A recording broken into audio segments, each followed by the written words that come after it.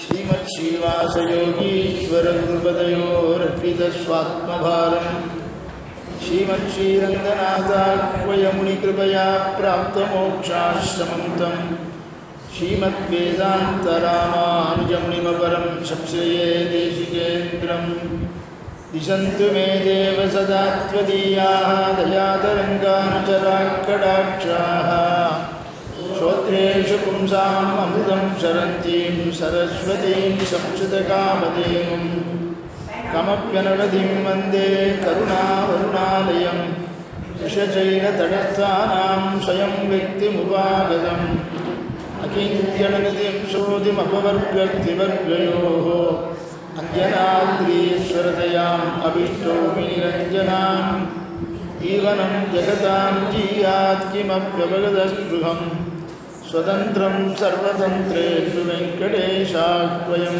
मगः பண்டைநான்மறையும் வேள்வியும் பெருவிற்பதங்களும் பதங்களின் பொருளும் இடமாயிருந்த பிறங்கொழி அனலும் பெருகிய புலனொடு நிலனும் கொண்டல் மாறுதமும் குறையடலும் ஏழு மாமலைகளும் விசும்பும் அண்டமும் தானாய் நின்ற எம்பெருமான் அரங்கமானே வாராவருவாய் வருமின் மாயா மாயாமூர்த்தியாய் ஆராவுமுதாயடியேனாவி அகமே தித்திப்பாய் ஈராவேல் தீர இணையாண்டாய் திருக்குடந்தை ஊரா உனக்காட்பட்டுமடியேன் நம்முழல் வேணும் பூஜந்தம் ராம ராமேதி மதுரம் மதுராட்சரம் ஆருஷ்ய கவிதாசாகாம் வந்தே வால்மீகி கோகிலம் वाल्मीकिर्मुनिसिंहस्य कवितावनचारिणः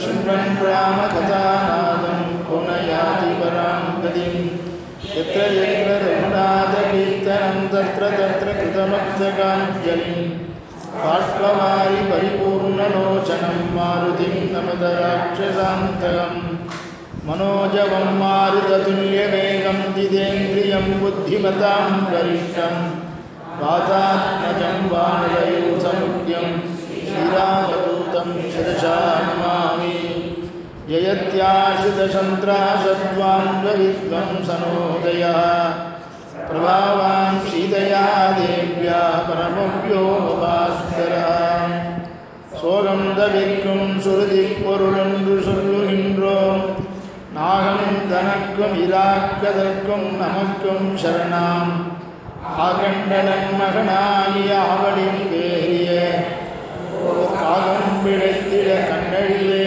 செய்த ஆகுத்தனே.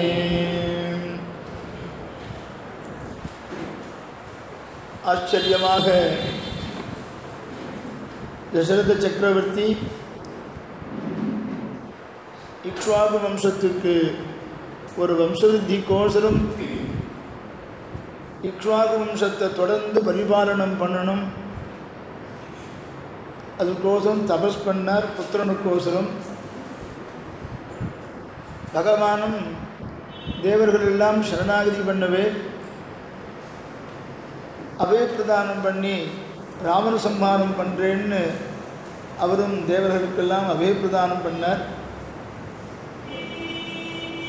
ஆக பகவானுடைய சங்கல்பமும் தசரதனுடைய தபஸும் சங்கல்பமும் ஒன்று சேர்ந்தது. தசரத சக்கரவர்த்தியை தகப்பனாராக தேர்ந்தெடுத்தான் சர்வேஸ்வரனான பகவான். ஒரு விதமான தோஷமும் இல்லாதவர். தோஷத்தை தசரதனிடத்தில் கற்பித்தாலும் அந்த கல்பனம் வீண் என்பதெல்லாம் பிரமாணங்களை கொண்டு நாம் பார்த்துருக்கோம். மாதுல கிரகத்துக்கு பரதன் போயிருக்கிற சமயம் பார்த்து ராமனுக்கு பட்டாபிஷேகம்னு அவர் பிரதிஜையை மீறி பண்ணலை. தர்மம்தான் அது. அஸ்வமேத யாகம் பண்ணி தட்சிணையை பிராமணர்களுக்கு கொடுத்து அந்த தட்சிணையால் வாங்கினதான திக்குகள் எல்லாம் ஏற்கனவே திக்குகளை தட்சிணையாக கொடுத்தபடினாலே அந்த திக்குகளை வேண்டாம்னு அவள் திருப்பி தசரத சக்கரவர்த்தியினிடத்திலேயே கொடுத்த உடனே அந்த திக்குகளுக்கு பதிலாக தட்சிணையாக பசுக்களையும் சொன்ன ரசதங்களையும் கொடுத்து வாங்கின ராஜ்யம் அது வேற ராஜ்யம், இது வேற ராஜ்யம்.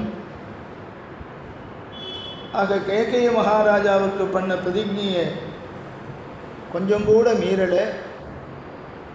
கைகேயும் இப்போ கேட்க முடியாது, பரதனும் கேட்க முடியாது. இந்த ராஜ்யங்கிறது விலை கொடுத்து வாங்கின ராஜ்யம் அப்படின்னு சொல்லி ரிஷிசிங்கரை சொல்லி புத்திரகாமேஷ்டி யாகத்தை யதாசாஸ்திரம் அனுஷ்டித்தார் தசரத சக்கரவர்த்தி. வசிஷ்டாதிகள் எல்லாம் ஒன்று சேர்ந்து இந்த யாகத்தை நடத்தி வச்சிருக்கா. ஆக ரிஷிசிங்கர் நடத்தி வச்சதுனால பலன் பூர்ணமாக கிடைக்கும், யாக பலன் பூர்ணமாக கிடைக்கும். ஏற்கனவே சுமந்திரர் இதை சொல்லியிருக்காருங்கிறத கிரமத்தில் இப்படி அஸ்வமேத யாகம் முடிஞ்சு இந்த புத்திரகாமேஷ்டி யாகம் நடந்துருக்கிற சமயத்தில் ஒரு திவ்ய புருஷன் அக்னிகுண்டத்திலிருந்து எழுந்து ஒரு பாத்திரத்தை, தங்க பாத்திரத்தை, சொன்ன பாத்திரத்தில் மார்பில் அணைச்சிண்டு தசரத சக்கரவர்த்தியினிடத்திலே இந்த பாத்திரத்தை வாங்கிக்கோம் அப்படின்னு சொல்கிறானா. ஒரு அற்புதமான திவ்ய புருஷன் அப்படின்னு வால்மீகி பகவான் எழுதிவிட்டார். என்ன இந்த பாயசம் கொண்டு வந்ததுன்னு சொல்லும் பொழுது பகவான் விஷ்ணுவனுடையதான அம்சம்தான் பாயசமாக வந்திருக்கு. அந்த பாயசத்தின் மூலமாக தான் ராமன், பரதன், லக்ஷ்மணன், சத்ருக்னன் எல்லாம் அவதரிக்க போறா. அந்த பாயசத்தை கொண்டு வர వ్యక్తిயும் வசந்த వ్యక్తిயாக இருக்கணும். அந்த பாயசமும் வசந்ததாக இருக்கணும். கொண்டு வந்த பாத்திரமும் வசந்ததாக இருக்கணும். எல்லாம் வசந்ததாக இருக்கும் பொழுது அந்த பாத்திரத்தினுடைய மூடி மாத்திரம் வெள்ளி மூடியாக இருக்கும்.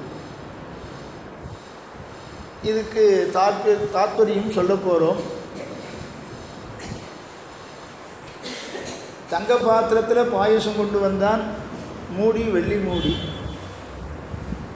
இந்த பாத்திரத்தை அப்படியே அணைச்சிண்டு கொண்டு வந்தான்னு ஸ்லோகத்தில் பார்த்தோம். ஹேம பாத்திரகதம் தோர்பியாம் ஆததானா பருச்சரும் தப்த ஜாம்பூனதமயீம் ராஜதாந்த பரிச்சதாம்.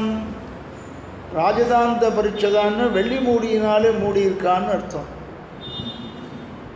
இந்த இடத்துல தான் நிறையா நமக்கு சந்தேகம் வருது. என்ன விசிஷ்டாத்வைத மதத்தை வால்மீகி பகவான் காண்பிக்கிறார்னு சொல்லியிருக்கோம். ராமானுஜ மதத்துக்கு தனியான ஒரு பெருமை உண்டு. ராமானுஜர் பண்ணின பாஷ்யத்தை தான் வசந்து ஏற்றுண்டா சரஸ்வதி தேவி. உபனிஷத்தில் எந்த பாகத்தையும் விட்டு வைக்கல ராமானுஜர். உபனிஷத்துக்கெல்லாம் பிரம்மசூத்திரத்துக்கெல்லாம் வியாக்கியானம் பண்ணும் பொழுது மற்ற ஆச்சாரியர்கள் எல்லாம் தங்களுடைய சித்தாந்தத்துக்கு சாதகமாக இருக்கக்கூடிய, அனுகூலமாக இருக்கக்கூடிய ஸ்ருதியை எடுத்துட்டா பாக்கி ஸ்ருதியை விட்டா. ராமானுஜர் வேதத்தில் ஒரு பகுதியை விடுறேன், ஒரு பகுதியை நான் எடுத்துக்க மாட்டேன்னு சொல்ல முடியாது. எல்லா ஸ்ருதி வாக்கியங்களுக்கும் ஒன்று சேர அர்த்தம் சொல்லி உண்மையான உபனிஷத் அர்த்தத்தை காண்பிச்சதுனால தான் சீபாஷ்யம்னு பேர் சரஸ்வதி தேவியினாலே வழங்கப்பட்டதுன்னெல்லாம் பல ஆவர்த்தி சொல்லியிருக்கோம். ஆக வால்மீகி பகவான் புத்திரகாமேஷ்டி யாகம் பண்ணி தசரத சக்கரவர்த்திக்கு என்ன பலன் கிடைச்சதுன்னார். அந்த திவ்ய புருஷன் பாயசத்தை கொண்டு வந்தான்னு நேற்றுக்கு பார்த்தோம். பெருமாள் தான் அந்த பாயசம். விஷ்ணுனுடைய அம்சமாகத்தான் வியூகத்தில் இருக்கிறதும் பரவாசுதேவனுடைய அம்சம். ராமகிருஷ்ணனாக அவதாரம் பண்ணுறதும் விஷ்ணுவனுடைய அம்சம். அந்தர்யாமி ரூபத்தில் இருக்கிறதும் விஷ்ணுவனுடைய அம்சம்தான். அர்ச்சாவதாரமாக நமக்கு சேவை சாய்க்கிறதும் பரவாசுதேவனுடைய அம்சம்தான் இப்படி வருதுன்னு ஆகம சாஸ்திரங்கள்லாம் சொல்கிறது. அப்படி இந்த பாயசத்தினை பற்றி தத்துவம் என்ன, விசிஷ்டாத்வைத தத்துவம் தான் இதில் சொல்லப்படுறது. விசிஷ்டாத்வைத பிலாசபியை தனியாக பார்க்க வேண்டாம். இந்த பாயசத்தினுடைய அர்த்தத்தை நாம் பார்த்துட்டாலே விசிஷ்டாத்வைத சித்தாந்தம் என்னன்னு புரிஞ்சுக்கலாம். ஆக பாயசம், தங்க பாத்திரத்து உள்ளுக்குள்ளே இருக்கிற பாயசம் பெருமாள். பாயசத்திலிருந்து புத்திரனாக பிறக்க போகிறது பெருமாள் தான் பிறக்க போகிறார். ஆனால் 4 பேர் பிறந்திருக்கா. பாயசத்தை சாப்பிட்டுட்டு 4 பேரும் பிறந்திருக்கா. இப்போ 4 பேருமே விஷ்ணுவனுடைய அம்சம்னு வச்சு, அதான் சாஸ்திரம். ஆனால் ராமனை மாத்திரம்தானே அவதாரத்தில் சேர்க்குறோம். பரதனை அவதாரத்தில் சேர்க்குறோமா? தசாவதாரம் சொல்லும் பொழுது ராமாவதாரம், கிருஷ்ணாவதாரம், கல்கி அவதாரம் கடைசியில் முடிக்கிறது. திரேதாயுகம், துவாபரயுகம், கலியுகத்தினுடைய முடிவில் கல்கி அவதாரம்னு விபவாவதாரத்தில் விஷ்ணுவனுடைய அம்சம்தான் 4 பேருன்னு சொன்னாக்க பரதனை ஏன் சேர்க்கலை? லக்ஷ்மணனுக்கு ஏன் தனியாக விபவாவதாரம் கிடையாது? சத்ருக்னனும் பகவானுடைய விஷ்ணுவனுடைய அம்சம்னு சொன்னால் அவனை ஏன் அந்த அவதார வரிசையில் சேர்க்கலைன்னு கேள்வி வரும். இந்த பாயசத்தை பிரித்து கொடுக்கும்போது பார்த்தாக்க அந்த உண்மை என்னங்கிறது நமக்கு புறப்படும். அந்த உண்மையான தத்துவத்தை இப்போ பார்க்க போகிறோம். ஆக 4 பேருமே விஷ்ணுவனுடைய அம்சம், அது ஒன்றும் சந்தேகமே இல்லை. ஆக பாயசங்கிறது ஈஸ்வர தத்துவம். அவன் தசரதனுக்கு புத்திரனாக அவதரிக்க போகிறான். மற்றவாரும் புத்திரர்கள் தான். பாயசத்தில் கொண்டு வந்த பாயசத்தில் பாதிய கௌசல்யாதேவிக்கு தசரத சக்கரவர்த்தி கொடுத்துட்டார். இது எப்படி பிரிக்கிறாருங்கிறத பார்ப்போம். முதல்ல பாயசங்கிறது ஈஸ்வர தத்துவம். அந்த பாயசத்தை எந்த பாத்திரத்தில் கொண்டு வந்தா? தங்க பாத்திரத்தில் கொண்டு வந்தா. அந்த தங்க பாத்திரங்கிறது ஜீவ தத்துவம். ஜீவன் சொல்லக்கூடிய ஆத்ம தத்துவம் தான் அந்த தங்க பாத்திரத்தில் வந்தது. மேல் மூடி என்ன வெள்ளியில் இருக்குது. உள்ளுக்குள்ள இருக்கிற பாயசம் போக்கியமான வஸ்து, தங்கமும் போக்கியமான வஸ்து. வெள்ளி இருக்க அதுவும் போக்கியமான வஸ்து தான். இருந்தாலும் மற்ற 2 காட்டிலும் இது கொஞ்சம் குறைச்சல். அதனால் அச்சேதன தத்துவஸ்தானம் வெள்ளி. இதுதான் விசிஷ்டாத்வைதம். ஈஸ்வர தத்துவம், ஜீவ தத்துவம், அச்சேதன தத்துவம்.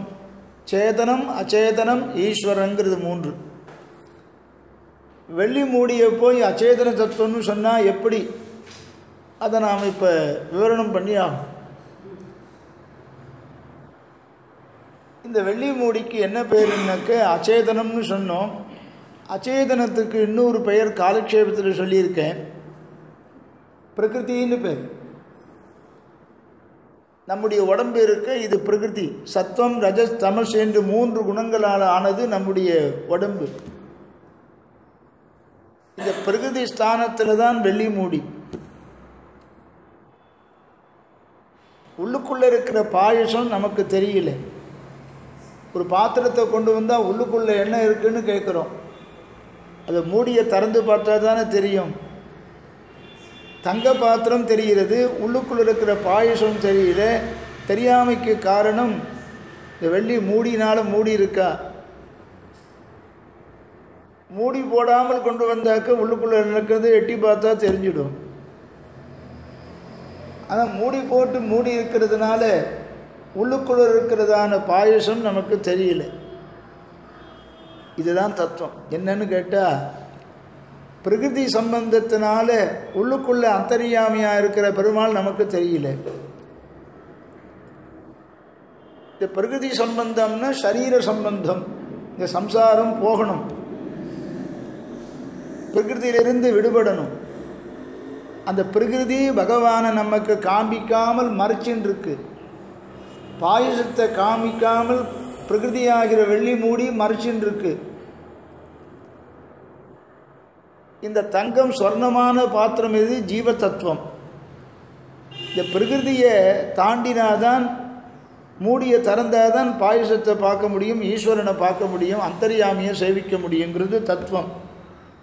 இது பகவான் கீதையிலே சொல்லியிருக்கான். இந்த பிரகிருதியை தாண்டணுன்னாக்க என்ன பண்ணணும்? மாமே வயே பிரபத்யந்தே மாயாமேதாம் தரந்திதே மன்மாயா மோகிதம் ஜகத்து. என்னுடைய மாயினால் இந்த ஜனங்கள் எல்லாம், இந்த பிரபஞ்சம் எல்லாம் மோகிக்கப்பட்டிருக்கு. உண்மை எதுன்னு தெரியாமல் உண்மை இல்லாதத ஜனங்கள் எல்லாம் உண்மைன்னு நினச்சிட்டு இருக்கு. உண்மையிலேயே எது சத்தியமானதுன்னாக்க ஈஸ்வர தத்துவம்தான், ஜீவ தத்துவம்தான் சத்தியம், அழிவில்லாதது. அழிவில்லாதது ஜீவ தத்துவமும் இருந்து ஈஸ்வர தத்துவமும் இருந்தாலும் கூட ஜீவ தத்துவம் அவர தத்துவம், தாழ்ந்த தத்துவம். பரமாத்மாவை காட்டிலும் அது பரதத்துவம்னு பேர் பரமாத்மாவுக்கு, அவர தத்துவம்னு பேர், அதை காட்டிலும் தாழ்ந்த தத்துவம்னு பேர். அதை காட்டிலும் தாழ்ந்தது அச்சேதனம். இதுதான் பாயசம். அதை காட்டிலும் தாழ்ந்த தத்துவமான ஜீவ தத்துவம் தங்கம். என்ன ஏன் தங்க மாத்திரம் ஏன் ஜீவனை சொல்லிருக்குன்னு, பரமாத்மாவுக்கு இருக்கிற ஞானம் ஜீவனுக்கும் ஞானம் இருக்குது. ஆனால் அந்த ஞானம் பரமாத்மாவை போல் அல்ல. இந்த பிரகிருதியில் இருக்கும் பொழுது மோட்சத்துக்கு போன உடனே பரமாத்மாவுக்கு எப்படி ஞானமோ அந்த ஞானம் மோட்சத்துக்கு போன உடனே நமக்கும் சமானமானது. ஈஸ்வர தத்துவத்துக்கு எவ்வளவு ஞானம் உண்டோ அது நமக்கும் மோட்சத்துக்கு போன உடனே வந்துடுறது. அந்த ஜீவ தத்துவத்தை காட்டும், தங்கத்தை காட்டிலும் சொர்ணத்தை காட்டிலும் வெள்ளி கொஞ்சம் தாழ்ந்தது தானே. அதுதான் பிரகிருதி, அச்சேதன தத்துவம். பிரகிருதியை நான் தாண்ட முடியணுன்னாக்க என்னுடைய சங்கல்பத்தினால்தான் அதை தாண்ட முடியும். ஆக பகவானை தெரியல, பகவான் ஜீவனுக்கு அந்தர்யாமியாக இருக்கான். ஆக பிரகிருதி அச்சேதனம், ஜீவன் தங்க பாத்திரம், தங்க பாத்திரத்துக்கு உள்ளுக்குள்ளே இருக்கிறது பாயசம், ஈஸ்வர தத்துவம் அந்தர்யாமி. இதை எடுத்து காண்பிக்கிறார். ஆக பிரகிருதியை விட ஜீவன் உயர்ந்தது, ஜீவனை விட பரமாத்மா உயர்ந்த தத்துவம். அந்தர்யாமியான பகவான் இருக்கான். அந்தர்யாமியாக தன்னிடத்தில் இருந்தாலும் கூட அந்த ஜீவனுக்கு அது தெரியல. தங்க பாத்திர ஸ்தானத்தில் இருக்கிற ஜீவனுக்கு ஜீவனுடைய அனுபவமும் ஆத்மானுபவமும் உசந்ததாக இருக்கும். இப்போ நாம் யாரும் நம்முடைய ஆத்மாவை பார்த்தது கிடையாது. சாஸ்திரத்தில் சொல்லி கேள்விப்பட்டிருக்கோம். இந்த ஜீவ தத்துவம் உடம்பை காட்டிலும் வேறானது, ஞானம் உடையது, அனுஸ்வரூபம், அழுக்கற்றது, தோஷமற்றது, ஆனந்தம் உடையது. நமக்கு ஒரு சந்தோஷம் ஏற்படுறது. பரமாத்மாவை அனுபவிக்க போன உடனே பரமாத்மாவை அனுபவித்து சந்தோஷப்படுறான். மோட்சத்தில் போயும் தன்னிடத்திலேயே இந்த பாயசத்தை வச்சுட்டு இருந்தாலும் நம்மிடத்திலேயே ஆத்மாவினிடத்திலேயே அந்தர்யாமியாக பகவான் இருந்தாலும் அந்த ஜீவ தத்துவத்துக்கு ஈஸ்வரன் தெரியாமைக்கு காரணம் வெள்ளி மூடியோடு சேர்ந்து இருப்பதுனால், பிரகிருதியோடு சேர்ந்து இருப்பதனால்தான் நமக்கு ஈஸ்வர தத்துவம் தெரியல. இதை தான் அழகாக காண்பிக்கிறார். ஆக ஜீவனை காட்டிலும் கீழ்ப்பட்ட தத்துவம் பிரகிருதியானபடியினாலே அது வெள்ளி மூடியாக இருக்கு.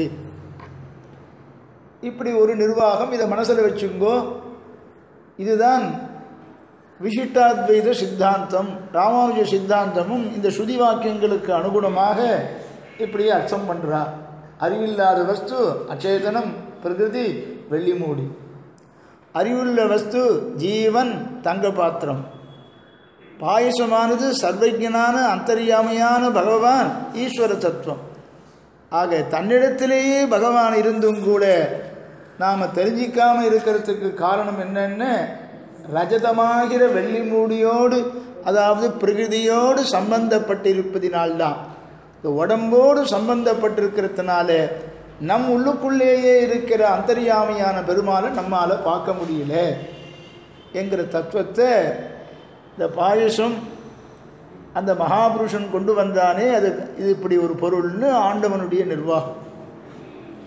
அவங்க எவ்வளோ விசிஷ்டாத்விதி சித்தாந்தம் எவ்வளோ சக்தியாக இருக்குது பாருங்க. இவ்வளோதான் தத்துவம்னு அவன் சொல்லிட்டேன்னு நினச்சிக்காதீங்கோ. இன்னும் ஒரு தத்துவம் 2 நிர்வாகம் பண்ண போகிறார் ஆண்டவன்.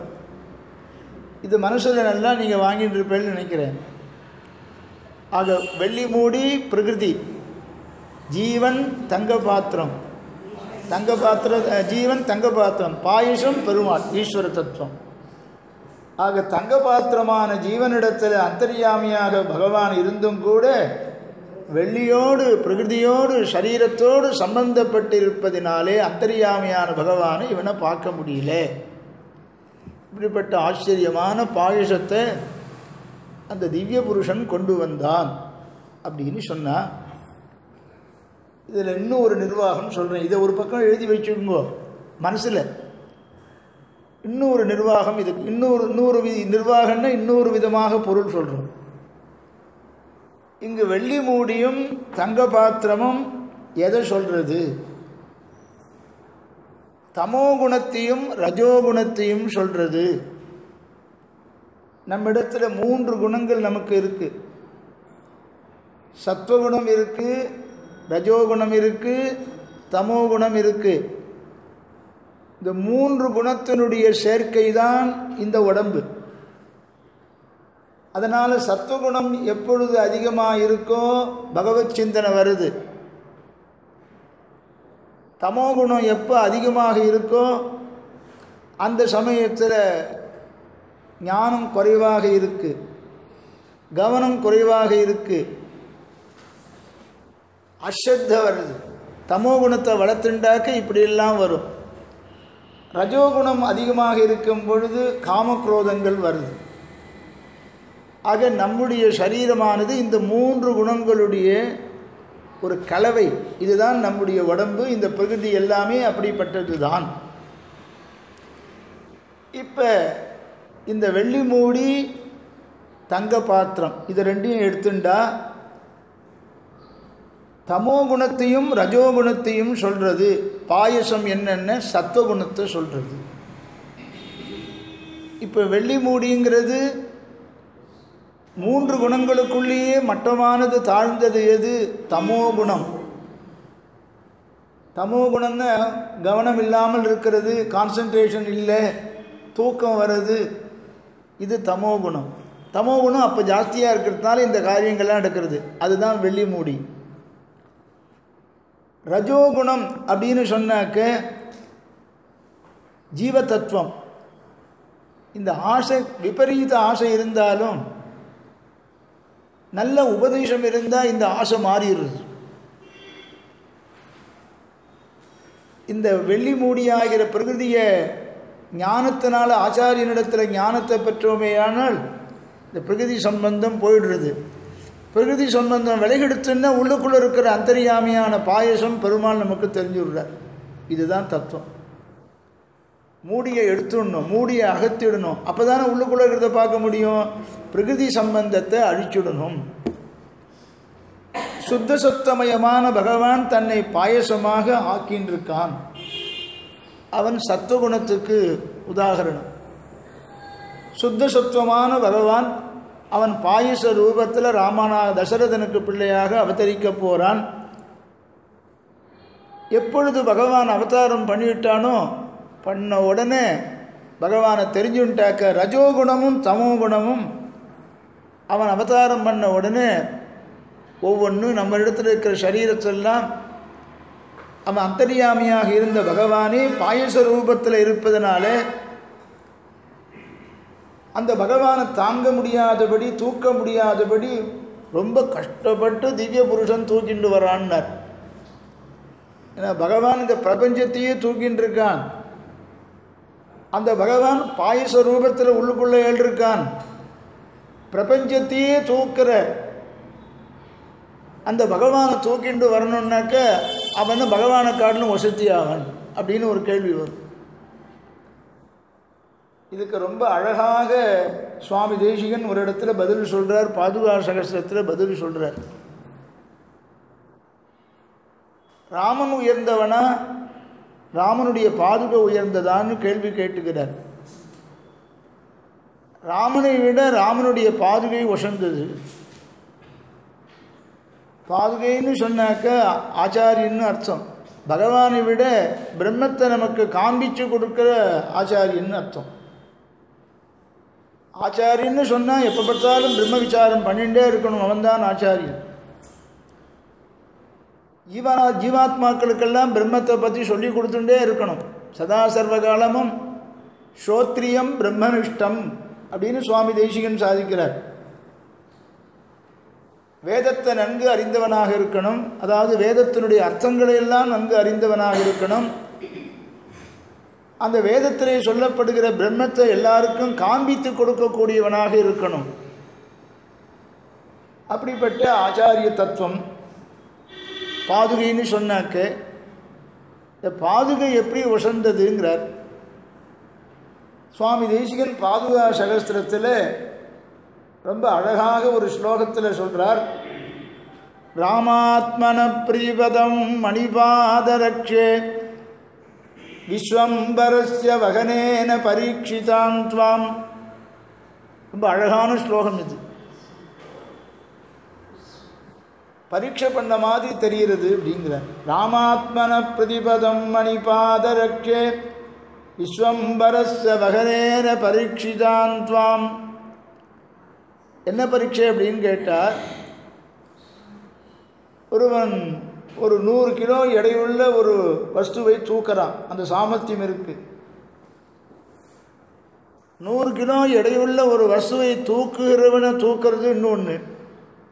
அவன் தூக்குறவன் ஒருத்தன் இருந்தான்னா யாருக்கு பலசாலி? 100 கிலோ எடையுள்ள ஒரு வஸ்துவை தூக்குறவனையே தூக்கிறது அப்படின்னு சொன்னால், விஸ்வம்பரஸ்ய வகனேன பரீட்சிதாம் த்வாம். நீ எப்படிப்பட்ட பாதுகைன்னு கேட்டால், ராமன் 3 லோகத்தையும் தூக்கின்னு இருக்கான். அந்த ராமனையே பாதுகையாக இருந்து நீ தூக்கின்னு இருக்க. இப்போ ராமன் உயர்ந்தவனா, பாதுகை அந்த ராமனையே தூக்குகிற நீ உயர்ந்தவளா அப்படின்னு கேட்டாக்க, அந்த 3 லோகத்தையும் தூக்குகிற ராமனையே நீ பாதுகையாக இருந்து சென்றால் குடையாம் இருந்தால் சிங்காசனமான்னு நீ தூக்கிறதுனால நீதான் ரொம்ப வசந்தவள்னு தெரிஞ்சுண்டு பாதுகையை பரதன் பிரார்த்திச்சான்னு. விஸ்ரப்தயேவ பரதோ பவதீம் யயாச்சே. ஏ பாதுகையே, ஒன்றை நீ ராஜ்ய பரிபாலனம் செய்வாய்.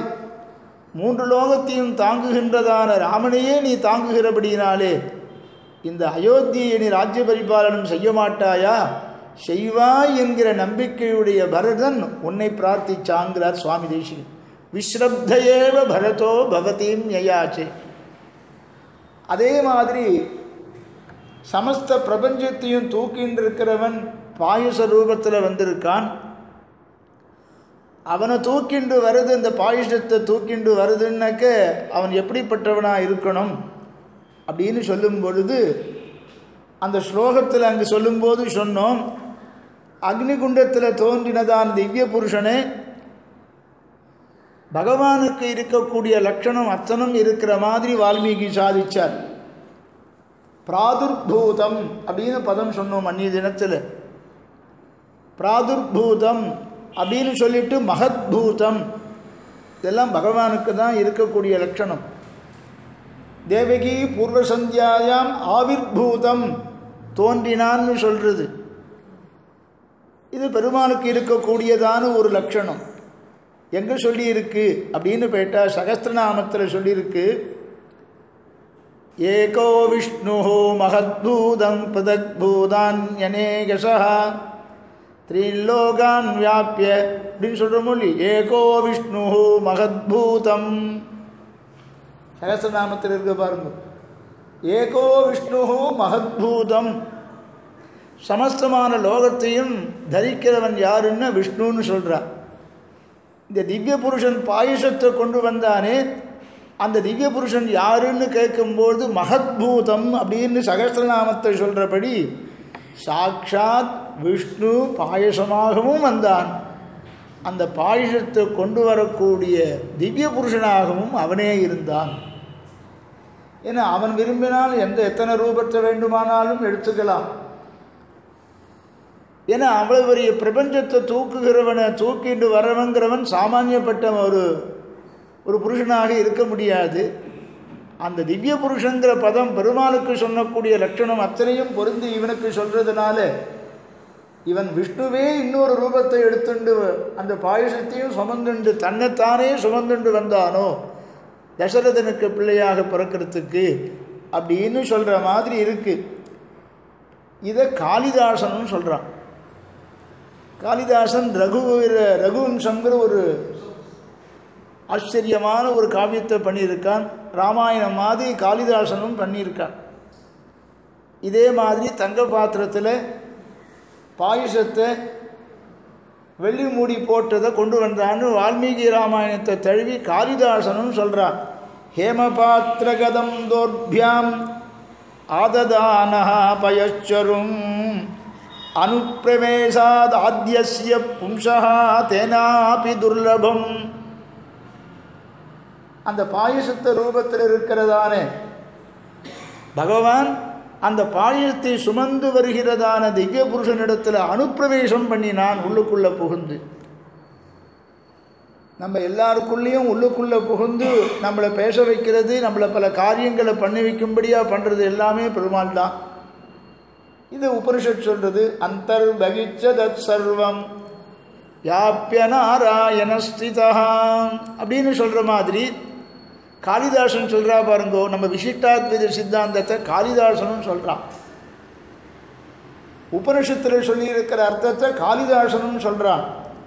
அனுப்பிரவேசாது ஆத்யஸ்ய பும்சா தேனாபி துர்லபம். ஆதிபுருஷனான அந்த நாராயணன் தங்க பாத்திரத்தில் பாயசத்தில் கலந்து இருப்பதினாலே ஆச்சரியமாக ஒரு சாமானியன் அதை கொண்டு வர முடியாது, அதை தூக்கிண்டு வரது முடியாது. 2 கைகளால் தூக்கிண்டு அணைச்சிண்டு வந்தவன் அவனுக்குள்ளே அனுப்பிரவேசம் பண்ணின அந்த எம்பெருமானே அனுப்பிரவேசம் உள்ளுக்குள்ளே புகுந்து இந்த பாயசத்தை கொண்டு வந்தான் என்பது இது ஒரு நிர்வாகம். ஆக பாயசம் சத்வகுணம் பகவான், ரஜோகுணம் ஜீவாத்மா, தமோகுணம் பிரகிருதி அச்சேதனம். இது ஒரு பாயசத்துக்கு ஒரு நிர்வாகம் பண்ணியாகும் ஆண்டவன் சாஸ்திரப்படி. இன்னும் ஒரு நிர்வாகம், இந்த பாயசத்துக்கு இன்னொரு நிர்வாகம், இன்னொரு விதமாக பொருள் சொல்கிறோம். நிர்வாகம்னா பொருள்னு அர்த்தம். பாத்திரம் தங்கம், மூடி வெள்ளி. இது எதை காண்பிக்கிறது அப்படின்னு கேட்டால் உள்ளுக்குள்ளே இருக்கிற பாயசம் பெருமாள்.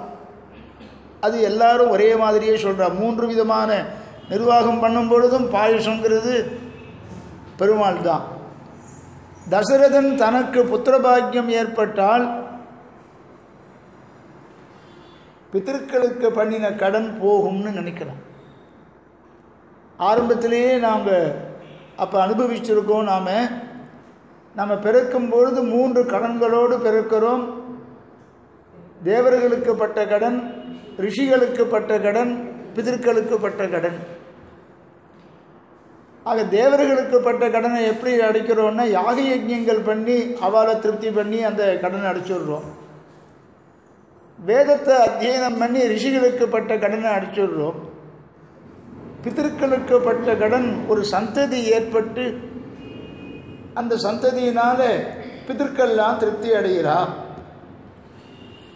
ஆனால் இந்த விஷயத்தில் பிரபன்னர்களுக்கு இருந்தாக்க இவன் மோட்சம்தான். சாமானிய அப்பிரபன்னனுக்காக இருந்தாக்க அபுத்திரஸ்ய கதிர் நாஸ்தின்னு சொல்கிறதெல்லாம் அப்பிரபன்னர்களுக்கு, சரணாகதி பண்ணாதவாளுக்கு தான். நாம் நமக்கு குழந்தை இல்லையே அப்படின்னு யாரும் கவலைப்பட வேண்டாம். நாமெல்லாம் பெருமாளுடைய குழந்தைகளாக ஆயிட்டோம். பிரபத்தி பண்ணி சரணாகதி பண்ணி ஆயாச்சு. ஆக பிரபத்தி பண்ணிக்காமல் இருக்கிறவாளுக்கு இது கொஞ்சம் பாதிக்கலாக இருக்கலாம். சாமான்யமாக 3 கடன்களோடு நாம் பிறக்கிறோன்னு சொல்கிறபடி தனக்கு புத்திரபாக்கியம் ஏற்பட்டால் பித்ரு ரிணம் கடன் தீந்துடும் அப்படின்னு தசரத சக்கரவர்த்தி சுதா அர்த்தம் தப்பியமானஸ்ய இக்ஷ்வாகு வம்சத்தை ஒப்படைச்சிட்டு நாம் சொர்க்கத்துக்கு போனால் நம்ம பித்ருக்கள்லாம் திருப்தி அடைஞ்சிடுவா அப்படின்னு தசரத சக்கரவர்த்தி நினச்சான். இந்த இரண்டு பித்ருகாரியம் தேவகாரியம் ரெண்டும் நடக்க போகிறத முன்கூட்டியே இந்த பாயசம் கொண்டு வந்தது காண்பிச்சு தான். பாயசமும் மூடியும் அதை நமக்கு தெரிவிக்கிறதாம். தசரத சக்கரவர்த்திக்கு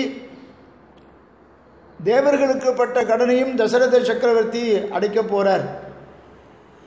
பிதர்களுக்கு பட்ட கடனையும் தசரத சக்கரவர்த்தி அடைக்க போகிறாங்கிறத காண்பிச்சது தான். எது காண்பிச்சது? இந்த பாத்திரமும் மூடியும் அதை தெரிவிக்கிறது. அப்படின்னு சொன்னால் ஒன்றும் புரியலையே. இந்த பாத்திரங்கள் தெரிவிக்கிறதுன்னு சொன்னால் எப்படி தேவர்களுடைய கடன் அடைச்சதாக ஆகும், பிதர்களுக்கு கடன் அடைச்சதாக ஆகும் அப்படின்னு கேட்டால், நாமெல்லாம் ஸ்ராத்தம் பண்ணுறோம். நம்முடைய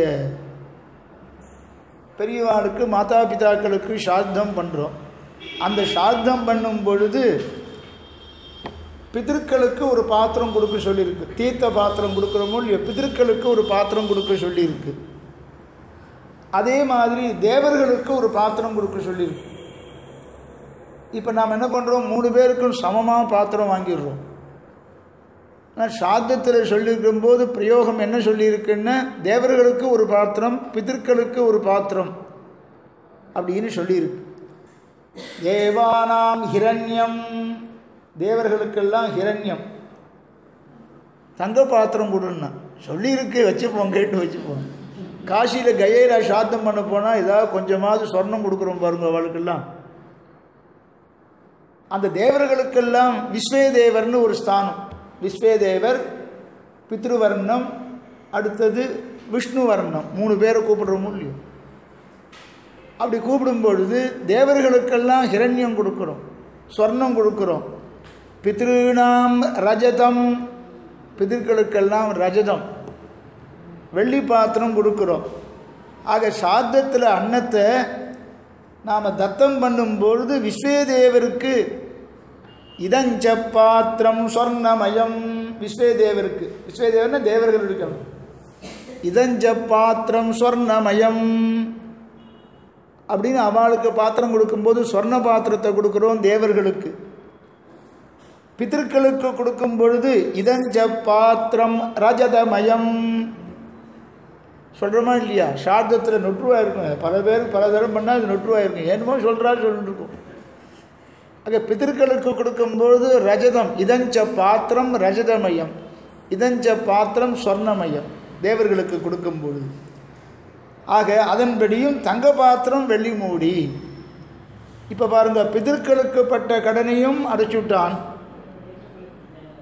தேவர்களுக்கு பட்ட கடனையும் அடைச்சுட்டான். இதை காண்பிக்கிறதா தங்க பாத்திரமும் வெள்ளி மூடியும். இப்படி அந்த திவ்ய புருஷன் அக்னிகுண்டத்திலேருந்து வந்து தோன்றினான். இப்படி 3 விதமாக ஆண்டவன் நிர்வாகம் பண்ணி நம்ம சம்பிரதாயத்தில் இருக்கிற அர்த்தத்தை தான் வால்மீகி பகவான் காண்பிச்சிருக்கார். உள்ளுக்குள்ளே புகுந்து பார்த்தாக்க, ஆச்சாரியால் மூலமாக காலக்ஷேபம் கேட்டு தெரிஞ்சுட்டாக்க இந்த விஷயங்கள்லாம் நமக்கு சுலபமாக மனசில் பதியும். இப்படி திவ்ய புருஷன் அக்னிகுண்டத்திலேருந்து வந்து தோன்றினான். தசரத சக்கரவர்த்தி முன்னையே சொன்ன மாதிரி இந்த திவ்ய புருஷனை பார்த்த உடனே ஸ்வாகதம் ஸ்வாகதம்னு அவனை வரவேற்றானாம். நான் உமக்கு என்ன பண்ணணும்னு கேட்டார். அவர் பாயசத்தை பகவானுடைய நியமனப்படி தசரத சக்கரவர்த்திக்கு கொடுக்க வந்திருக்கார். இவர் நான் என்ன பண்ணணும்னு தசரத சக்கரவர்த்தி பாயசத்தை கொண்டு வந்த திவ்ய புருஷனை இவருக்கு கொடுத்து கொடுத்து பழக்கமானபடியினாலே நான் என்ன பண்ணணும், எனக்கு உத்தரவு போடணும்னு இவர் கேட்டாராம். ரகுவம்சத்து மரபிலேயே சம்பிரதாயத்திலேயே கொடுத்து கொடுத்து தான் பழக்கமா, வாங்கி பழக்கம் இல்லை. எல்லாருக்கும் எதையோ நம்மிடத்தில் அபேட்சிச்சுட்டு வரா, எதையோ நம்மிடத்தில் எதிர்பார்த்துண்டு வரா அப்படின்னு சொல்கிற மாதிரி ரகுவம்சத்தில் இருக்கிற அத்தனை ராஜாக்களும் நினச்சிப்பாளாம். சர்வான் சசர்வான் அர்த்தினோ திருஷ்டுவா சமேத்ய பிரதிநந்திதா அப்படின்னு ஸ்லோகம் பிரமாணம் இருக்குது. எல்லாரையும் அர்த்திகளாக எதையோ கேட்டு வந்தவர்களாக நினச்சிண்டு அவ கிட்டக போவானாம். உபஸ்தேயை உபஸ்திதா சித்தஞ்சிகாலி வந்து எல்லாத்தையும் விட்டுட்டு தெக்வா புத்திராம்ச தாராம்ச ராகவம் சரணம் கதா. விபீஷணன் எப்படி ராமன் இருக்கிற இடத்துக்கு வந்தானோ அதே மாதிரி ராமன் என்ன பண்ணுவான், ரகுவம்சத்து ராஜாக்கள்லாம் என்ன பண்ணுவா, முன்பிருந்து வாழலாம் கூட எல்லாரையும் அர்த்திகளாக எதையோ யாசிக்க வந்திருக்கிற மாதிரி நினச்சிண்டு அவன் இருக்கிற இடத்துக்கு போய் சமேத்திய பிரதிநந்திய அபிவாத்திய அவள் இருக்கிற இடத்துக்கு போய் அவளை போய் சேவித்து அபிவாதனம் பண்ணி நான் என்ன பண்ணணும் அப்படின்னு கேட்கறது தான் ரகுவம்சத்து ராஜாக்களுடையதான வழக்கமானபடியினாலே சம்பிரதாயமானபடியினாலே. அதே தசரத சக்கரவர்த்தி பாயுஷத்தை கொடுக்க வந்திருக்கார். புத்திரகாமேஷ்டி யாகத்தினுடைய பலனாக பெருமாள் அவதரிக்கணும். பாயுஷத்தை கொடுக்க வந்தவரை பார்த்து நான் என்ன உமக்கு கொடுக்கணும், நான் என்ன பண்ணணும்னு தசரத சக்கரவர்த்தி அந்த பரம்பரை அப்படி கேட்கறதுக்கு ஆளாம். ஆகையினால யார் வந்தாலும் கொடுக்கறதுக்கு இருக்கணும்னு நினைப்பாலாம். பகவன்னே ஸ்வாகதம் தே அஸ்து கிமகம் கரவாணி தே, உமக்கு ஸ்வாகதம் நான் என்ன பண்ணணும்னு தசரத சக்கரவர்த்தி கேட்டார். உடனே அந்த திவ்ய புருஷன் பதில் சொல்கிறாராம். தசரத சக்கரவர்த்திக்கு பதில் சொல்கிறார். இதந்து நரசார்தூலா பாயசம் தேவ நிர்மிதம். நரசார்தூலா தசரத சக்கரவர்த்தி அந்த திவ்ய புருஷன் எப்படி கூப்பிட்றாருன்னு பாருங்கோ. நரசார்தூலரே, ராஜரிஷிகளுக்கெல்லாம் சிரேஷ்டரான நரசார்தூலா. அத்தியனமும் பண்ணவர் தசரத சக்கரவர்த்தி, ராஜ்ய பரிபாலனமும் பண்ணுறவர், அத்தியனமும் பூர்ணமாக தெரிஞ்சவர். கூப்பிடுறார் அவர். பிரஜாகரம் கிருகானத்வம் தன்யம் ஆரோக்கியவர்தனம். இதான் அந்த திவ்ய புருஷனுடையதான பதில் தசரத சக்கரவர்த்திக்கு. நான் என்ன பண்ணணும்னு இவர் கேட்கும் பொழுது நான் கொண்டு வந்திருக்கேன் பாயுஷம். பாயசம் தேவ நிர்மிதம். பகவானே இந்த பாயசத்தை அனுப்பிச்சி வச்சிருக்கான். தேவ நிர்மிதம்னு சொன்னால் தேவர்கள் பண்ணினதுன்னு அர்த்தம் இல்லை. பகவானே சங்கல்பித்து இந்த பாயசத்தை கொடுக்கும்படி சொல்லியிருக்கான். இந்த புத்திரகாமேஷ்டி யாகத்தினுடைய பலன் இதுதான்.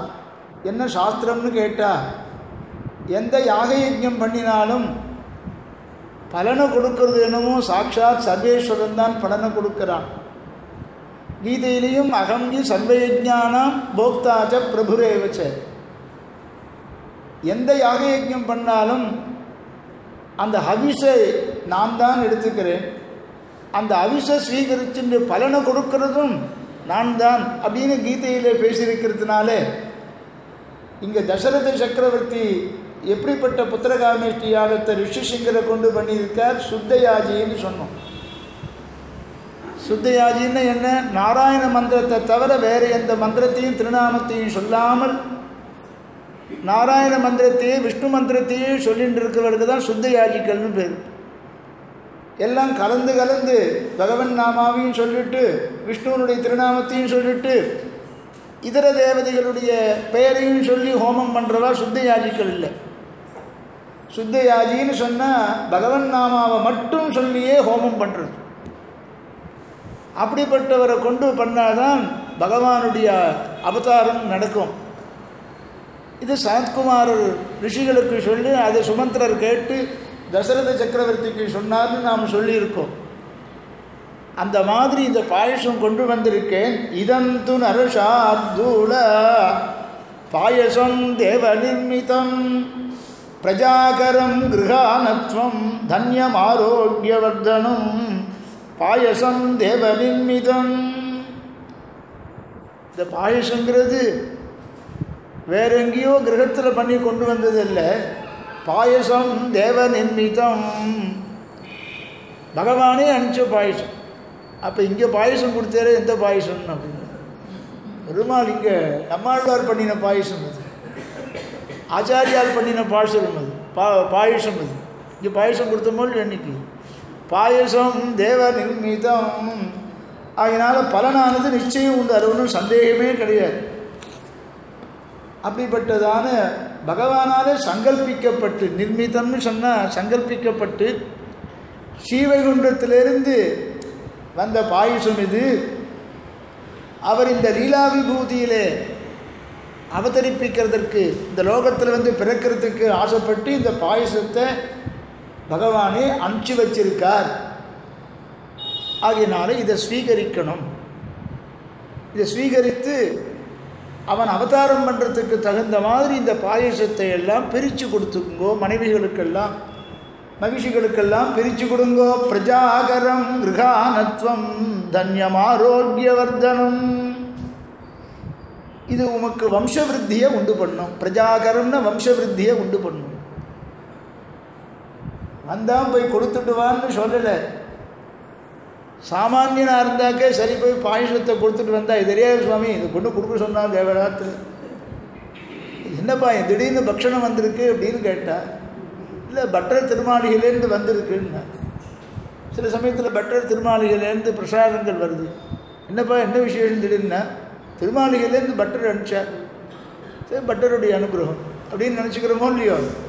அந்த மாதிரி பாயசத்தை கொடுத்துட்டுவான்னு சொல்லாமல், இவனும் பாயசத்தை கொடுக்க வந்திருக்கார், கொடுத்துட்டு நான் போகிறேன்னு சொல்லாமல், உம்மை வம்ச விருத்தியை, உம்மை இக்ஷ்வாக வம்சத்துக்கு விருத்தியை பண்ணும் இந்த பாயசம் அப்படின்னு சொல்கிற அளவுக்கு வந்த திவ்ய புருஷன் இருக்குமே. ஆனால் அவன் பகவானுடைய அம்சமாக இருக்கணும். அவன் அல்லது பகவான் அவனுக்குள்ள உள்ளுக்குள்ளே புகுந்து அவன் சொன்னதை அப்படியே சொல்கிறான். அதனால்தான் காளிதாசன் அவனுக்குள்ளே உள்ளுக்குள்ளே புகுந்து அந்த பாயசத்தை அவனே தூக்கிட்டு வந்தான்னு காளிதாசன் சொன்னான்னு ஆண்டவன் சாதிப்பார். பிரஜாகரம் கிருகானத்வம் தன்யம் ஆரோக்கியவர்தனம். வம்சவர்த்தி ஏற்படும். தன்யம் ஆரோக்கியவர்தனம் அப்படின்னு ஒரு பதம் போட்டிருக்கார்.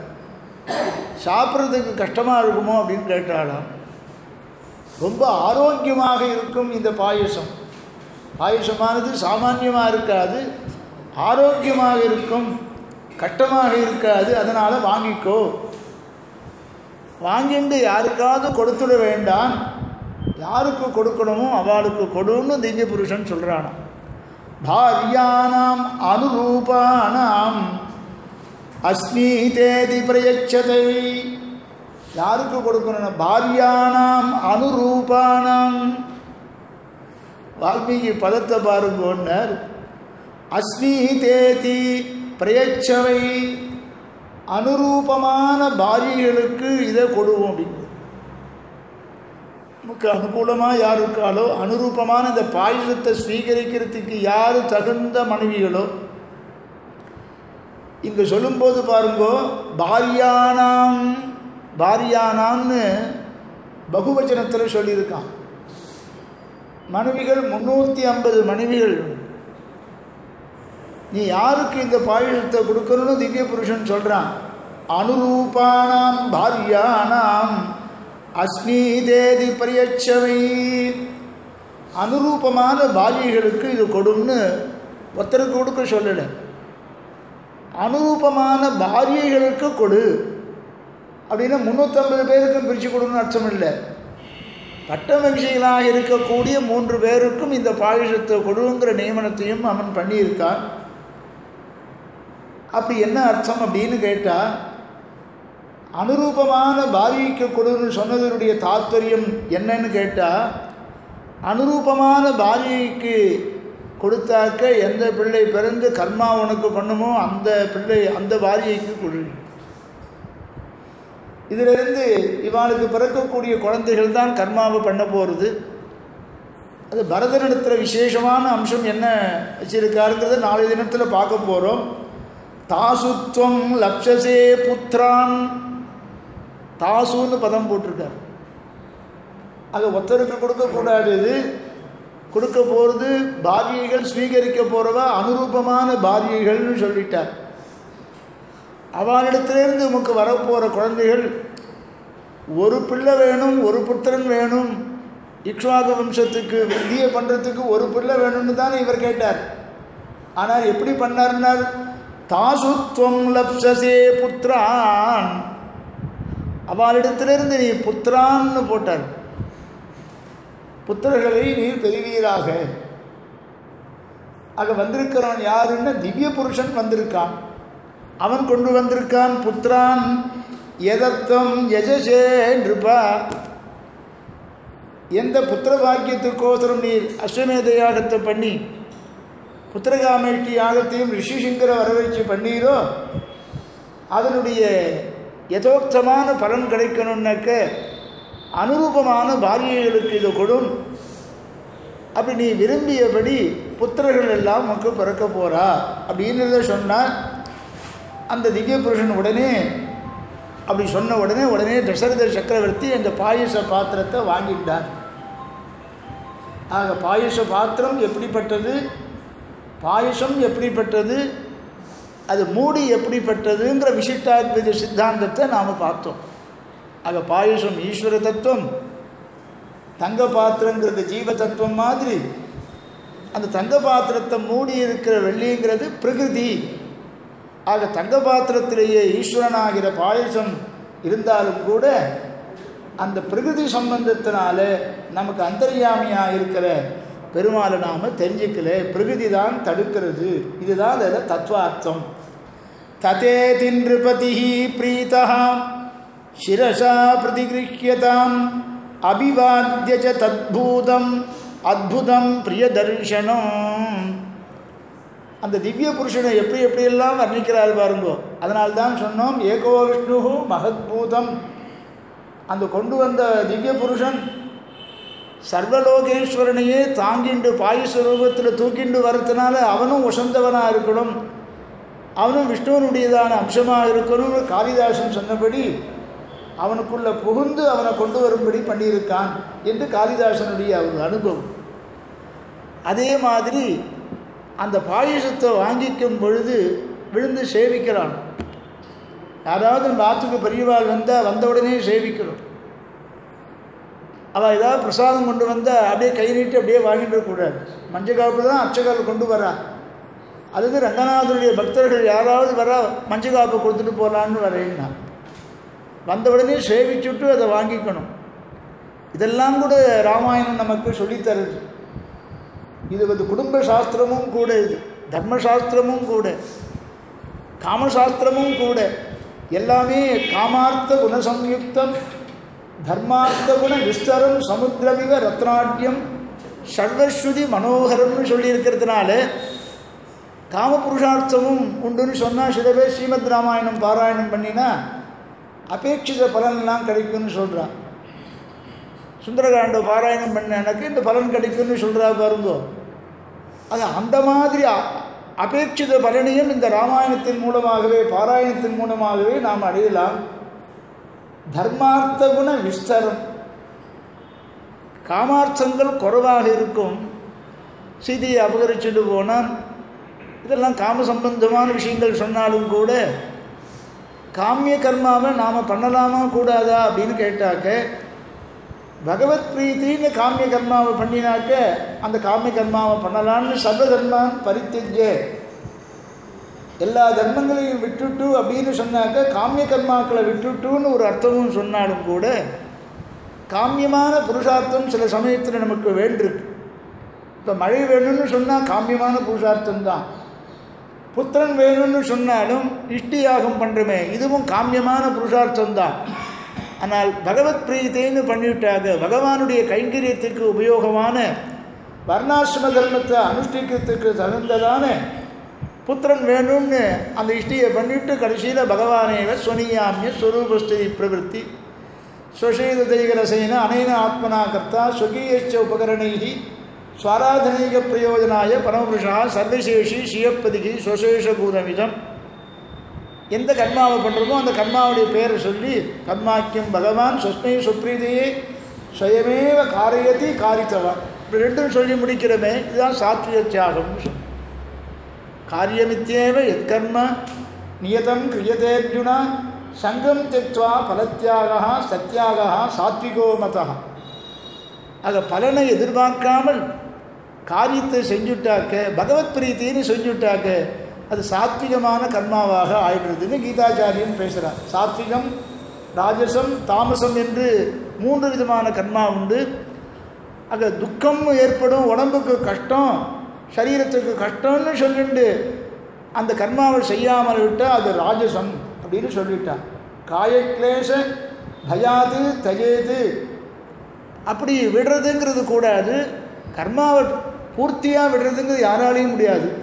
கர்மாவை செஞ்சு கர்ம பலனை விடுறது அப்படின்னு சொல்லி, காமியமான பலனாக இருந்தாலும் யாகத்திலே விதிக்கப்பட்ட கர்மாவாக இருக்கிறதுனால, ஆக நாம் எல்லோரும் பிரபன்னர்களானபடியினாலே யாக யஜ்ஞாதிகளை செய்யலாம். ஆனால் பகவத் பிரீத்தின்னு செய்யணும். ஆக பகவத் பிரீத்தியாக செய்கிறதாக இருந்தாலும் கூட பகவானுடைய சந்தோஷத்தை தவிர நமக்கு வேறு எதுவும் வசந்த ஆனந்தம் கிடையாதானபடினாலே பகவத் பிரீத்தியே. இப்போ நம்ம சம்பிரதாயத்தில் நாம் எல்லாம் சரணாகதி பண்ணிக்கிறோம். சரணாகதி பண்ணுறது எதுக்கோசரம்? காலக்ஷேபம் பண்ணலன்னா எல்லாரும் என்ன சொல்லுவாங்கன்னா மோட்சத்துக்கோசரம் சரணாகதி பண்ணுறோன்னு சொல்லுவாள். காலக்ஷேபம் பண்ணினவாள்கிட்ட கேட்டாக்க இது சொல்லுவா, மோட்சத்துக்காக சரணாகதியை நாம் பண்ணலை. எப்படின்னு கேட்டால் மோட்சத்துக்கோசம் தானே சரணாகதியை பண்ணுறோம். திடீர்னு இந்த பிராமணன் மோட்சத்துக்காக இல்லைன்னு சொல்கிறானேன்னு நினச்சிக்க வேண்டாம். உள்ளுக்குள்ளே வேதாந்தத்தில் இறங்கி பார்த்தா தான் இதெல்லாம் தெரியும். நாம் பண்ணுற சரணாகதி பகவானுடைய கோபத்தை நிகிரகத்தை குறைக்கிறதுக்கோசரம். தசிச்ச வசீகரணம் தச் சரணாகதி தேவா அப்படின்னு சொல்லிடுறதுனால அவனுடைய ஸ்ருதி ஸ்மிருதிகளாக ஆக்னியை மீறி நாம் பல நாள் நடந்தோம், பல ஜென்மாக்கள் நடந்திருக்கும், மீறிண்டே இருந்திருக்கோம். அது எப்படி தெரிகிறதுன்னா, மீறாமல் இருந்திருந்தால் இந்த ஜென்மாவையே எடுத்திருக்க மாட்டோம். ஆக இதற்கு முன்பு பல ஜென்மாக்களை நாம் எடுத்திருக்கோங்கிறது பகூனிமே வெதீதானி ஜென்மானி தவச்சார்ஜுனான்னு தெரிகிறது. இதுக்கு முன்னால் ஜென்மாக்களை எடுத்திருக்கோம். அந்த ஜென்மாவெல்லாம் ஸ்ருதி ஸ்மிருதியிலும் அமைவாக்ஞா, வேதத்தில் சொல்லியிருக்கிறதும் ஸ்மிருதியில் சொல்லியிருக்கிறதும் என்னுடைய கட்டளை தான். இந்த கட்டளையை யார் கட்டளையில் சொல்லிக்கிறபடி நடக்கலையோ அவள் என்னுடைய பக்தனாக இருந்தாலும் கூட நான் அவனை மன்னிக்க மாட்டேன். க்ஷிபாமி அஜஸ்திரம் அசுபான் ஆசுரேஷ்வேவ யோனிஷு தானகம் திஷதக்ரூரான் சம்சாரேஷு நராதவான் அப்படின்னு தள்ளிடுவேன், தாட்சணியம் பார்க்காம தள்ளிடுவேன்னு சொல்கிறான். ஆகையினாலே பகவானுடைய பிரீத்திக்கோசரம்தான் நாம் சரணாகதி பண்ணுறோம். அந்த ஆக்னியை மீறி நடந்ததுனால பெருமாளுக்கு நிகிரகம் ஏற்பட்டது. பல ஜென்மாக்கள் எல்லாம் நமக்கு இதுக்கு முன்பு கொடுத்தான். இப்போ சரணாகதியை பண்ணிட்டோம். சரணாகதி பண்ணுறதுனால என்ன பண்ணுறான்னாக்க நமக்கு வசப்பட்டவனாக ஆகிடுவான் பகவான். சரணாகதினால் அவனை வசப்படுத்திடலாம். அவன் நிகிரக சங்கல்பம் பண்ணாமல் பாருங்கோ, நம்மளை தள்ளிடுவேன்னு சொன்னானே, இனி அவன் சங்கல்பிக்க முடியாது. ஏன்னா நாம் தான் அனந்த அபராதத்தையும் மன்னிக்கக்கூடியதான சரணாகதியை பண்ணிட்டோமே. ஆகையினால அனந்த அபராதங்கள் சஞ்சித பாவங்கள் எல்லாத்தையும் அவன் மறந்துட்டு அனுபவத்தை நமக்கு கொடுக்காதபடி ஒத்துண்ட பிராரப்தத்தை மாத்திரம் அனுபவிக்கும்படி பண்ணிவிட்டு தேகம் கீழே விழுந்த விடுத மோட்சத்துக்கு ஐஷம் போகிறான். ஆக மோட்சம் இந்த பிரபத்தியினாலே பரம்பரையாக பிரபத்தி மோட்சத்துக்கு காரணமே அன்றி சாட்சாத் உபாயம் பகவான் தான். அவனை வசப்படுத்துவதற்கோசரம் பண்ணுற உபாயம்தான் சரணாகதி. அப்படி பகவத் பிரீத்தின்னு காமிய கர்மாக்களையும் பண்ணலாம்.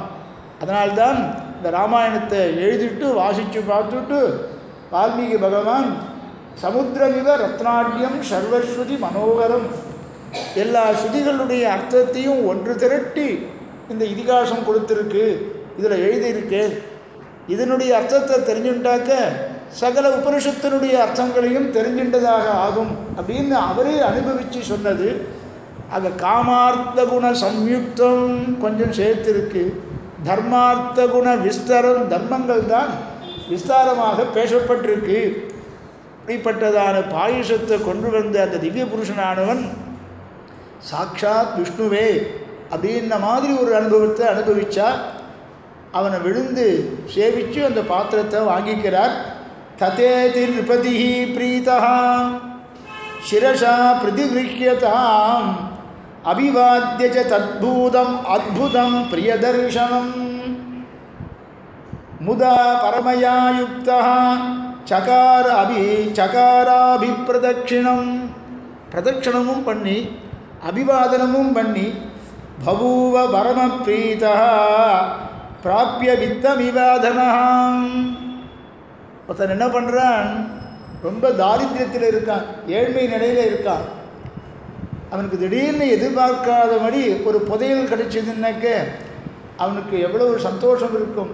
அப்படிப்பட்ட சந்தோஷம் கிடைச்சதாம் அவனுக்கு. பபூவ பரம பிரீதா பிராப்பிய வித்தமிவ அதனா, தனமே இல்லாதவன், தாரித்தியத்திலே இருந்தவன், ஏழ்மையாகவே இருந்தவனுக்கு ஒரு புதையல் கிடைச்சாக்க எவ்வளவு சந்தோஷம் வருமோ அப்படிப்பட்ட சந்தோஷமானது ஆச்சரியமாக தசரத சக்கரவர்த்திக்கு கிடைச்சது. பிரதட்சணம் பண்ணார், அபிவாதனம் பண்ணார், பாயுஷத்தை வாங்கிட்டார் அப்படின்னு சொன்னார். அதுக்கப்புறம் இந்த பாயுஷத்தை இதை பிரித்து கொடுக்கணும். இது பிரித்து கொடுக்கறதுக்கு எப்படி பிரித்து கொடுக்குறார்? ராமன் எப்படி அவதாரம் பண்ணுறான்? பரதன் எந்த பாயுஷத்தினுடைய அம்சத்திலேருந்து வரான்? சுமித்ரிக்கும் சுமித்ரா தேவிக்கு எந்த பாகத்தை கொடுக்குறார்? கௌசல்யா தேவிக்கு பாதியை கொடுத்துடுறார். இதில் ஒவ்வொரு ராமாயணத்திலையும் ஒவ்வொரு கவிகள் ஒவ்வொரு விதமாக பண்ணியிருக்கா இந்த பாயுஷத்தை பிரித்து கொடுக்கறது. நமக்கு வால்மீகி ராமாயணம் என்ன சொல்கிறது? அதுதான் மூலம். நமக்கு வால்மீகி ராமாயணத்தில் தசரத சக்கரவர்த்தி பாயுஷத்தை என்ன பண்ணார் அப்படின்னு கேட்டாக்க, பாயுஷத்தை பாத்திரத்தை எடுத்து போனார், பாதியை கௌசல்யா தேவிக்கு கொடுத்துட்டார். என்ன ஜேஷ்டையவ மூத்தவரானபடினாலே பாயுஷத்தை அவளுக்கு பாதியை கொடுத்து விட்டார். கொடுத்தவொடனே பாயுஷத்தை அம்சஞ்சு விட்டா அவளும். இத்தனை நாளாக ஏன்னா ரங்க விமானத்தை பிரதட்சணம் பண்ணிகிட்டே இருக்கா. நல்ல லோகபர்த்தாரும் சுசுவேயம் மனஸ்வினின்னு இந்த லோகத்தெல்லாம் ரட்சிக்க காப்பாற்றக்கூடியதான ஒரு புத்திரன் வேணும்னு கேட்டிருக்கா. பாதி பாயுஷத்தை அம்சஞ்சு விட்டா அவளும் சாப்பிட்டா. பாதி பாயுஷத்தை அதை ரெண்டாக பிரித்தார். ரெண்டாக பிரித்து கைகேயிக்கு என்ன கொடுத்தார், சுமித்திரிக்கு என்ன கொடுத்தார்? கைகேயிக்கு பாதியை கொடுத்தார், அதில் கால் பாகத்தை கொடுத்தார். பாக்கி கால் பாகம் இருக்கு பாருங்கோ, அந்த கால் பாகத்தை ரெண்டாக பிரித்து கைகேயிக்கு ஒரு இது கொடுத்துட்டு பாக்கி சுமித்திரிக்கு கொடுத்தார். இதில் என்ன தத்துவம் அடங்கி இருக்குன்னு பார்க்கணும். இந்த தத்துவத்தை தான் பார்த்துட்டு இந்த பாயுஷத்தை வாங்கிட்டு யாகத்தை பரிசமாப்தி பண்ணார். அதாவது புத்திரகாமேஷ்டி யாகத்தை இப்போ தான் முடிக்கிறார். யாகத்தை பரிசமாப்தி பண்ணிவிட்டு யாகசாலையில் எஜமான பத்திரிகைலாம் தங்குற இடம் தனியாக எடுக்கும். இது எந்த யாகத்தாக இருந்தாலும் யஜ்ஞ பத்னிகள் தனியாக இருப்பாள். அவள் தங்கியிருக்கிற இடத்துக்கு போகிறார். அந்த புறத்தில் கௌசல்யா தேவி, சுமித்ரா தேவி, கைகேயி, இங்கே பட்ட மகிழ்ச்சிகள் 3 பேரும் அங்கே இருந்தால் பாயுஷத்தை எடுத்துட்டு தசரதன் அவளிடத்தில் போகிறார். சோந்தா புரம் பிரவிஷ்யைவ கௌசல்யாம் இதம் அப்ரவீது. கௌசல்யா தேவியிடத்தில் இதை எடுத்துகிட்டு போய் சொல்கிறாராம், பாயசம் பிரதிகிருண்ணீஸ்வ புத்ரியந்து இதமாத்மனா. கௌசல்யா தேவியிடத்தில் பாயசத்தை கொடுத்து இதை எடுத்துக்கோன்னு சொன்னார். பாயச விபாகத்தை பார்க்கணும்.